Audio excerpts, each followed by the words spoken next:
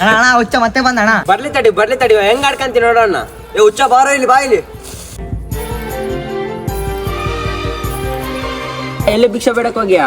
ಯಾರು ಬಟ್ಟೆವು ಹೊಟ್ಟೆ ಸೋಗತೈತಾ? ವಾಸನೆ ಬರ್ತಾನೆ, ಕಳ್ಸೋಣ ಅವನ್ನ.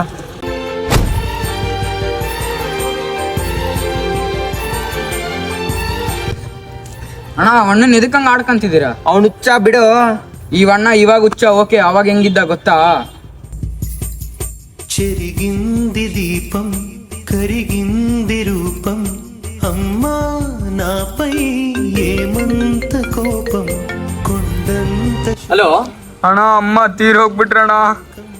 నన్నే చూస్తూ నవ్వింది శూన్యం నాకే ఎందుకు శాపం జన్మల గతమే